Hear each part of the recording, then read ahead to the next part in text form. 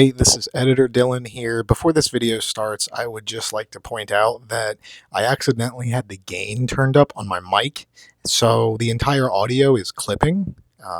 It's not loud, but it is clipping, and I'm sorry. I've tried to remedy it. I tried 3 times to just re-record the entire audio sequence, and I kept speech jamming myself because I am not good at talking while I listen to myself talk. I apologize for this, and I will not let that happen again. Unfortunately, I was only able to do so much to save the audio, and I had multiple hours of raw content, and there was just not enough time for me to refilm this video.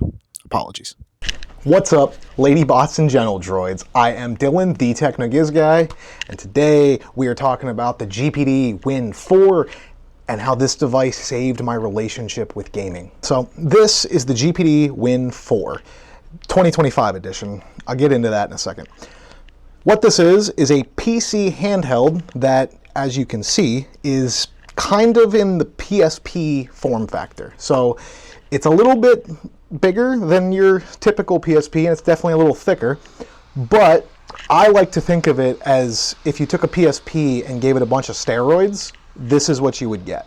I have been using this now for a couple of weeks. I bought this right before Steam put the Steam Deck on sale, which I'm not that bitter about because I wanted a smaller handheld. I am still really upset with how much I had to spend on this, but hopefully in the future, something like this will come down in price and be like $400 or $500. Or maybe Valve will make the competition have to lower their prices. I don't see that happening since we all know Valve is losing money on the consoles themselves, and they're just relying on the fact that you're buying a Steam Deck, so you're going to be buying Steam games. So this guy here, let's go over its specs. The 2025 model is a refresh of the already existing GPD Win 4. There are plenty of videos about the older units, but I've only seen a handful about the 2025 refresh. So this unit has an AMD Ryzen 9 HX 370. It has a Radeon 890M GPU on that APU chip. So you do get some frame gen with this, and I'll talk about that later. This unit has 32 gigs of LPDDR4 RAM. The one I got has a 2 terabyte NVMe drive. It's got a 6-inch IPS 1080p touchscreen here at the front, so you can see it's a touchscreen. Also, there's a keyboard underneath that touchscreen. If you're old enough to remember the slider phones, Good time, get the new Sidekick 2 for just $199.99. this kind of feels like a slider phone and a PSP mixed. Actually, there was a PSP that was a slider phone. Man, the 2000s were peak. We need to go back. This guy has a 45.6 watt hour battery. It has Oculink up here at the top, which we're going to talk about. It has USB 4 up here at the top as well, and then there's a USB 3 port down here. Now, both of these USB-C ports you can charge with, but if you want high performance, like an eGPU or something like that, only this top port is USB 4. So the bottom one is just USB 3. You can do display out over it. It can charge, but you're not going to get USB 4 and the Thunderbolt backwards compatibility. So you're not going to want to plug an eGPU into the bottom one if you're using an eGPU. Let's talk about what I really like about this console after my couple of weeks having it and using it. The form factor of this is fantastic. I bought this because I wanted something small. I'm constantly on the move. I'm busy all the time. This is going to go in my backpack, but if I have to throw it in my oversized cargo pants that I always wear, I would like to be able to do that. And with a Steam Deck, there's no way you're getting that in a pocket, not reasonably. This guy, it's a little awkward, so if I lock it here and I stand up, so I got cargo pants, right? I could, if I really wanted to, I could get that in my pocket, see? It's a little awkward, but it's doable, right? I like that it's super pocketable, and including the form factor, it's upside down. The form factor also doesn't just include its size, holding it, so it feels really good. It's like holding a wide Xbox controller, and actually what I would compare it to the most, I have this controller that I use with my phone, and you can see it's right about the same size. So actually, when I stick my phone in this is right about the same size as this device. So because I'd already been playing a bunch of games on my phone, this already just feels natural. The triggers feel good, the sticks feel good, so ergonomically, Great device. I'm super happy with it. It is pocketable, like I said, but it absolutely will comfortably fit in any bag that you can get for it. The screen is crisp. It's got really solid viewing angles. It's a good solid IPS display. Make things out, and even like I'm holding this basically parallel to my head, and I can look over. I can still see the screen pretty well, so the viewing angles are really solid. They used a good quality screen on here, which is good. So it has this optical mouse here, and at first I didn't think that that was gonna be that good. I kind of figured it was gonna suck because I've used optical mice before, like 10 years ago, and they sucked. This one is absolutely fantastic. So it's not only like a little optical mouse, and you can see my cursor moving there. You can click on it and fully get into things with it, and it's super accurate. I mean, it's not perfect. You're not gonna play games with it, but absolutely as a little tiny mouse, it's great. I am running Bazite on this, I should point out. This device comes with Windows 11 Home on it. The first thing I did was reflash it with Bazite because I hate Windows. That's why I switched to Mac. Linux gaming has gotten really good, and honestly, I'm not going back. Bazite is amazing on this thing. Have not had a single problem yet with it. So one time the optical mouse is actually really useful in a game. I was playing Schedule 1 on this device.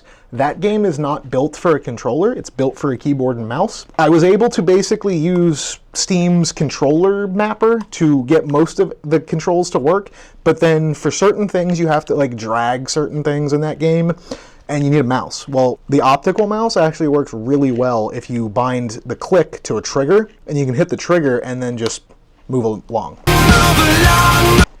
Works really good. I mentioned that I'm running Bazite on this device, which is the unofficial SteamOS for every device. Currently, you can only get SteamOS for the Steam Deck, as well as the Asus Legion devices. I know that some people have had luck installing the recovery file on other devices, and I also know that Valve is working to make that more compatible, but the main OS that I've seen that people are using is Bazite for any non-Steam Deck devices.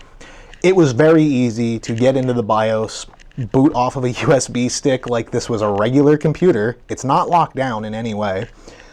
I had no problems. Within 5 minutes, I was booted into Bazite. It was installing.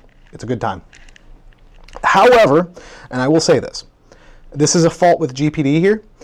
If you want to update the BIOS or the drivers, you have to use Windows.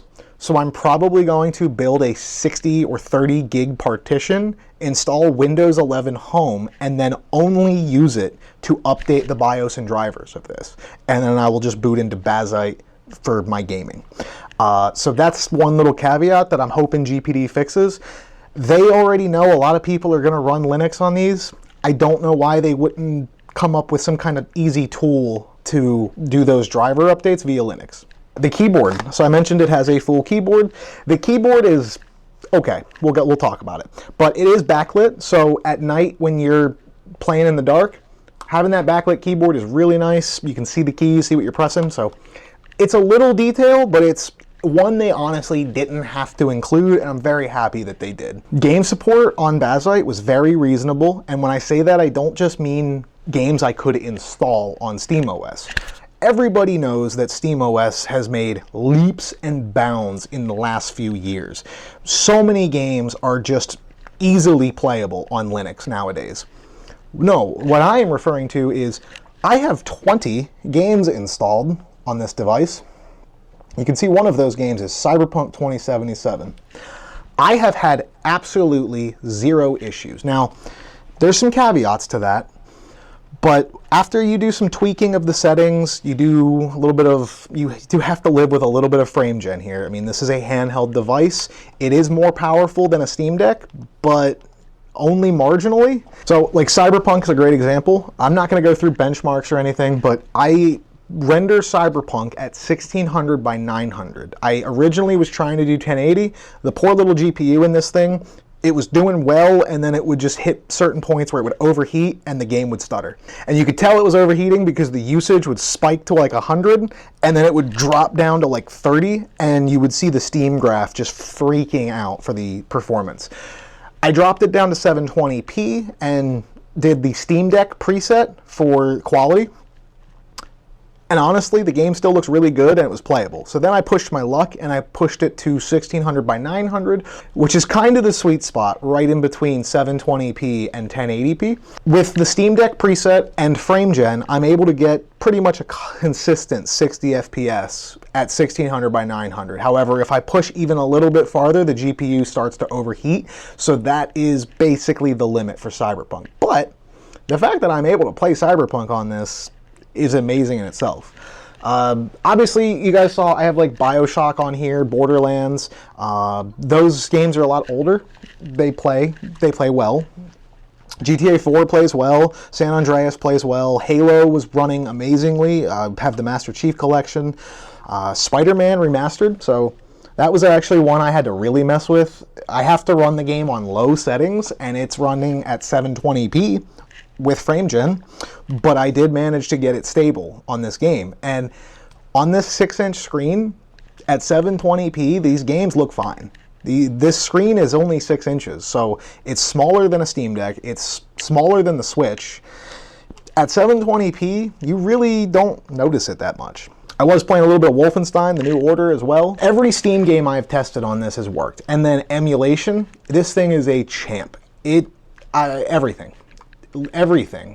Switch, fine, which I can't talk about because apparently YouTubers are getting like sued for that. So I don't actually know that the Switch works. I've heard that it works. PS3 emulation, I was playing a little Call of Duty Black Ops because I refused to spend $60 for a 15-year-old game just because Activision is a money-hungry sack of crap. So I used a PS3 emulator and it ran great. I tried to get an Xbox 360 emulator working, but I had some issues. Not with this device. It was me. I was being stupid and I broke it, and then I gave up on it. But it ran the PS3 emulator, so I'm pretty sure it's going to run the 360 emulator just fine. And then, you know, things like DS, PSP, PS Vita, obviously, this thing chews through. You can set the TDP down super low and bang out emulator games. I was even playing a little Minecraft on it. So absolutely phenomenal performance with this device. Yeah, you're going to have to rely on frame gen, and I know some people do not like frame gen, but you're asking a handheld to play AAA games. You're going to have to rely a little bit on frame gen, and honestly, in my experience, if you're only having to use a little bit of frame gen and you can turn the settings down, the latency issue, and that's the biggest problem that everyone has, is that frame generation adds a lot of latency. I haven't really noticed it. I'm not needing to run the frame gen at its max settings. I keep the settings low. Most of the games, once I dial the settings in, they're sitting at around 40 to 50 FPS as it is. So then that frame gen is only kind of pushing a couple extra frames out. I haven't noticed a huge latency issue. However, the only games I have to use frame gen in are Cyberpunk and Spider-Man. They're also the only two games I currently have that support it on this. Those games really don't need super low input latency. So if there is input latency that's getting added, I probably am not noticing it because the games I'm playing they're not as fast paced. Like Cyberpunk's kind of fast paced, but compared to like other shooters, Cyberpunk's really a slow game. The speakers, so it has dual stereo speakers here in the front. They're passable, they're good, they're decent. Most of the time if I'm playing in public, I'm gonna switch to my AirPods or something or throw a pair of headphones in. It does have a headphone jack at the top, not that I carry wired headphones on me anymore. This isn't in my notes, but I wanna talk about it. So on Steam OS, on any version of Steam OS, there's a program called Decky. What it gives you is a little tiny menu where you're able to access certain things, and there's also add-ons. I mentioned that I like to use my AirPods with this device because they're my main headphones. Of course I'm going to use those. Decky has a plugin that somebody wrote for the AirPods, and it works phenomenally. When I say that, I mean that on my PC handheld running Linux, my AirPods have more functionality than they do on my Android phone. I'm able to select conversation mode. I'm able to change the transparency mode from adaptive, transparency, off, noise canceling. I'm able to change all those settings. I'm able to change the level of the noise canceling if it's in noise canceling mode. Basically, I'm able to do everything that I would be able to do if I had an iPhone, or like if I use my iPad or my MacBook. I can do all that stuff, but I can't do it with my phone. But some absolute mad lad wrote a plugin on Linux that gives me full functionality of my AirPods. By the way, gentlemen, I don't know your name, I can't remember. If you ever see this video, thank you so much. You're awesome. Could you, by chance, try to port that to Android, please? Anyway, so I thought that was really interesting that this has better support for my AirPods than my phone does. The triggers, so let me turn this back on. So I don't know if you guys will see this on camera. Oh yeah, you can. So right behind the bumpers and the triggers, and I'll get some B-roll of this, there is RGB lighting. Now, I was worried because it was sitting there pulsing. I was worried that I would not be able to access that menu when I went to Linux. I was very worried that I was just going to be stuck with pulsating RGB lights. I was not. So there's actually a thing in Bazite here. So if I double tap this button here, this is the button that I use. It's the menu button. So it opens up the Steam Deck button, or if I hold it, it'll open up the Steam menu. Or if I double tap it, I get this menu. Now this menu lets you control TDP and whatnot, lets you change controller emulation. And then what I noticed when I was in here, if I come in here, I can go through and change the CPU settings. Here's the emulation settings. You can change how the mapping is, and then right here, it has RGB controls. So I have it set to purple because I like purple. But yeah, I didn't have to install that, by the way. I didn't know that it was on the system. I just kind of found it one day because I was playing with it. And I was like, oh, what is this? What is this new menu? And then I was like, oh, cool, I can change the RGB. So you can change the different modes and all that. So even on Bazite, I have a built-in tool that just works to change the RGB. I don't know if that's GPD putting drivers into Bazite, or if Bazite just has really good support for these third-party devices at this point.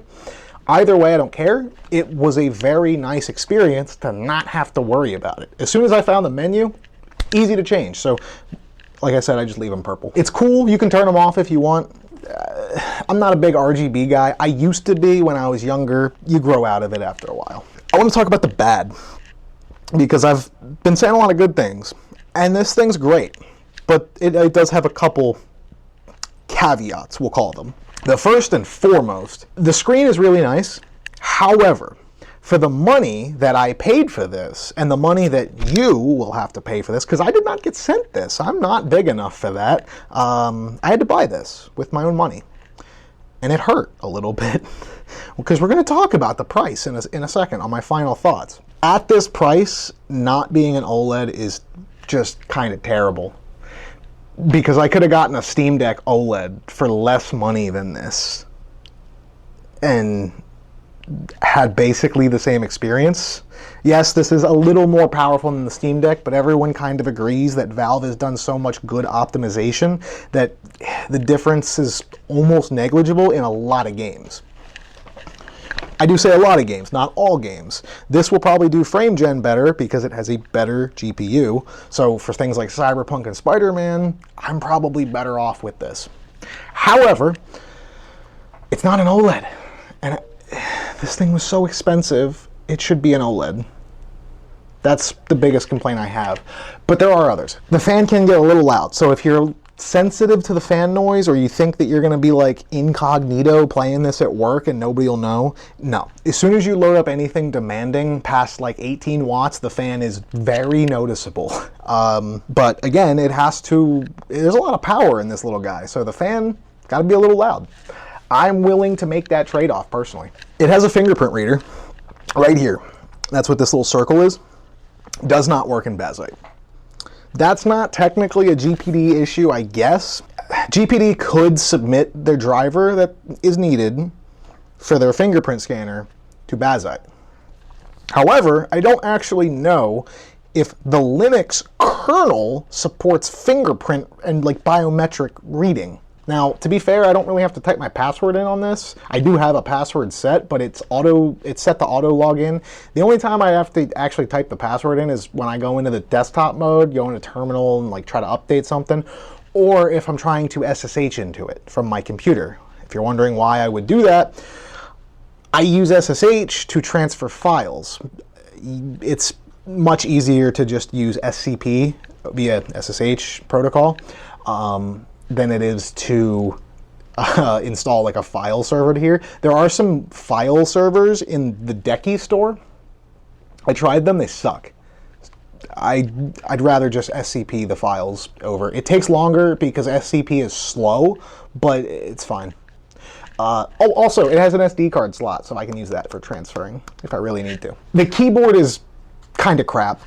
It's decent, so like if you have to type something on here, it's absolutely usable to type something and get something out, but if I'm having to type a lot, I would rather not. I'm really glad that Steam lets you log in with like a QR code, and a lot of this other stuff are starting to let you log in with a QR code.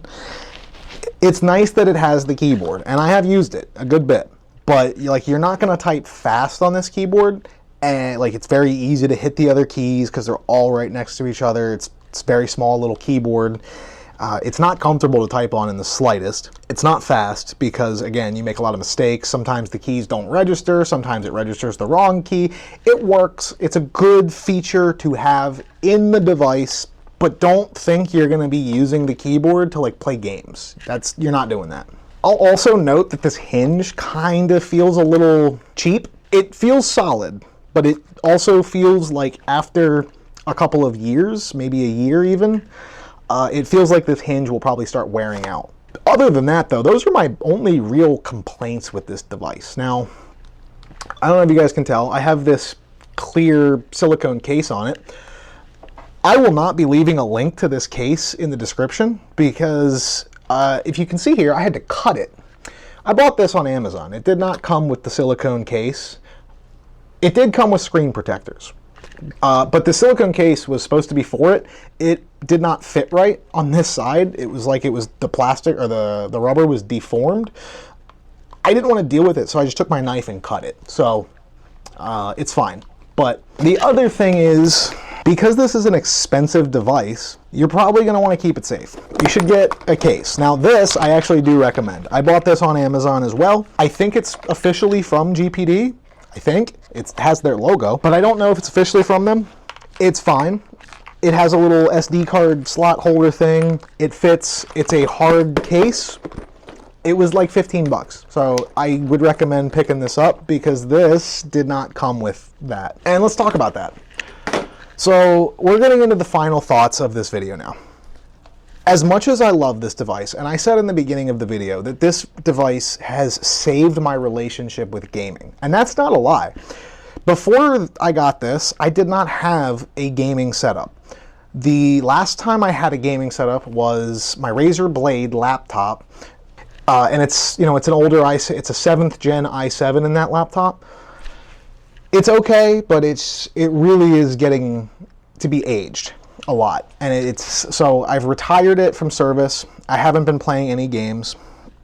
I've really wanted to because life has been very busy and hectic and stressful, and I wanted to play games, but my MacBook can't play games, and I don't want to buy a gaming laptop, and I don't want to build a gaming computer because I'm not home enough to play it, so I wanted a handheld. I knew I wanted a handheld, and I was looking at a couple different ones. I almost bought a dual screen one. I was looking at this. I was considering the Steam Deck because of its price, because the Steam Deck is the best priced PC handheld on the market. Ultimately, I decided on this because of its form factor. It was expensive, I paid $1,300 for this device, right? So that's a lot of money. I remember when like YouTubers back in the day were making $1,200 computers as like clickbait. But, and then you have this. $1,200 is, to me, still high-end computer, or at least mid-range computer. And you could definitely build a better computer than this for $1,200. So As much as I adore this machine, and it really has allowed me to start gaming again, and because I'm constantly busy and traveling, I took this with me out of town. I was playing video games in my hotel. I was on a job site, and we were literally sitting there waiting for their IT team to fix something. I pulled this out and started playing games because I had downtime. And it's so nice. I'm able to finally start going back through and play some of my Steam catalog. I can play Cyberpunk on here, anywhere, on the go. I'm able to play Spider-Man on the go. I've owned Super Meat Boy, the game, for years. I've owned it since it was new. I've never played it. I'm playing the games that I haven't gotten to play. And GTA 4 plays good. So this is gonna kind of sound embarrassing.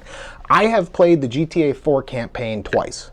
I have never in my life played the DLC because I didn't own it.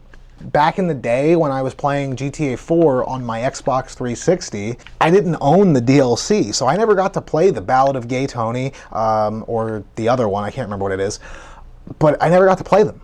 Well, because I own the game on Steam, and I own the definitive edition on Steam, and I have for a while. I own all the GTAs on Steam. I bought a pack one day when it was on sale. Well, because I own the DLC and it plays well, I'm finally getting to go through and play that story mission set that I never got to play when I was younger because I didn't own the DLC.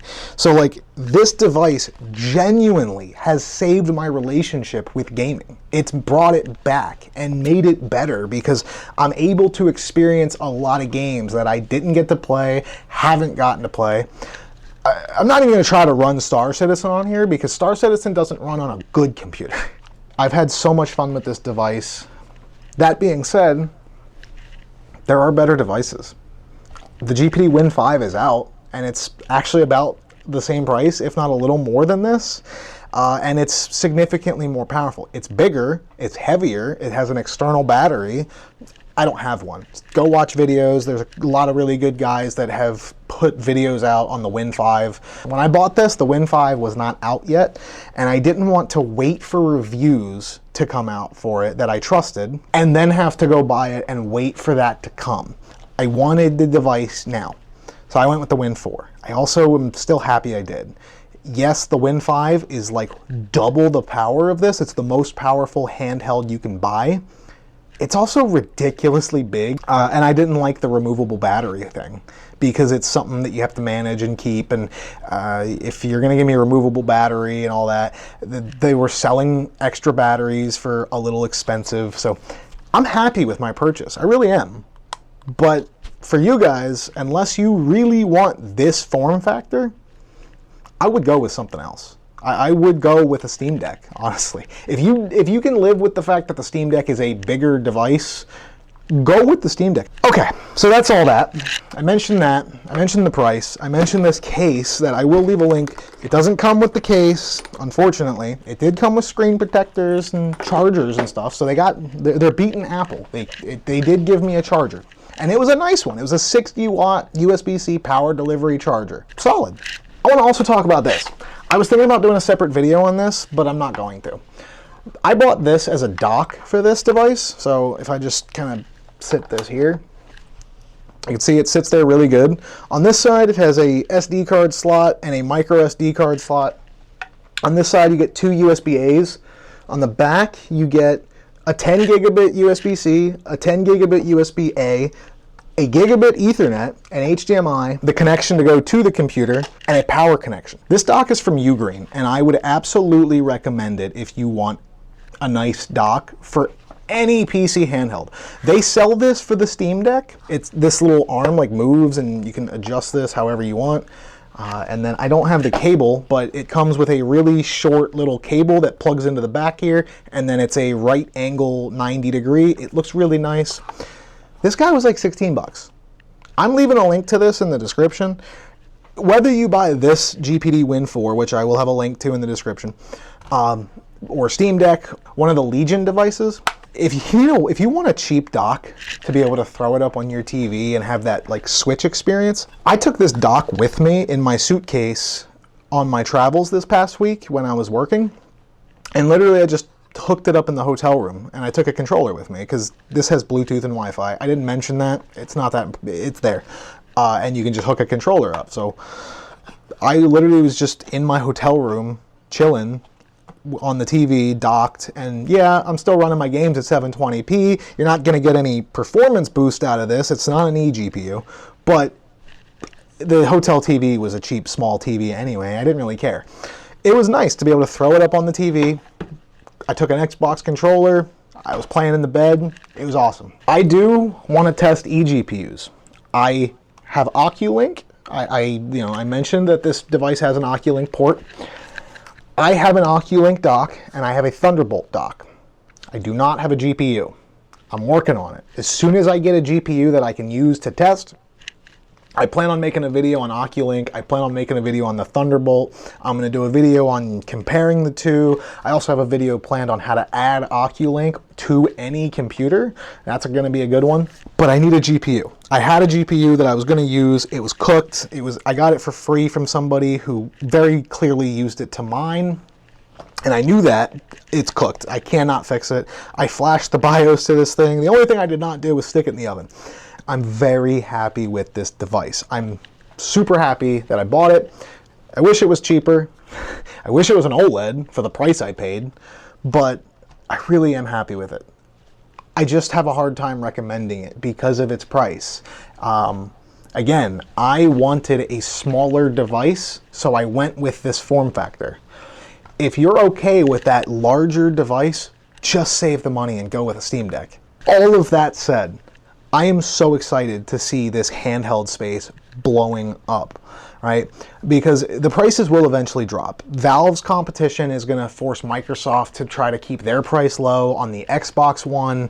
And I'm sure once the American government decides to stop treating our neighbors like their enemies, I'm sure a lot of the prices of the Chinese handhelds like the GPDs will come down a good bit. I hope you guys enjoyed this video. I'm trying to focus on the quality of the content. Also, I'm not made of money. I run out of stuff to film, and then we kind of have a dry spell until I can get something there. I have ideas as well coming that will not be costing me too much money. I've got projects coming up that I will be able to film. I literally just signed up for a new project today that we'll be having a fun time figuring out together, you and I. If you guys enjoyed this video, please leave a like. It really helps. It tells the algorithm that you guys like the content. It pushes it to more people, gets it out there. It also tells me what people like and don't like. If you want to see benchmarks, there are people way smarter than me. There are people like ETA Prime, Retro Game Corps. There's a couple other really good guys out on this space that do benchmarks and they do in-depth reviews and they know what they're talking about and they are way smarter than me. They get a bunch of these different handhelds. I am making this video to tell you guys my experience with this device and what I think about it and what I think about the state of it all. So leave those likes. It tells me what you like. Leave a comment if you want to have a discussion. I try to reply to all the comments, at least the ones that are actually meaningful. If you're a bot and you leave a comment, and if I can tell you're a bot, I'm not replying to you. Dead internet theory is really getting bad. I am Dylan, the Technogiz guy. I will see you beautiful lady bots and general droids in the next video. I hope it's not that long until I am able to make it. But until that time, remember, keep it peaceful.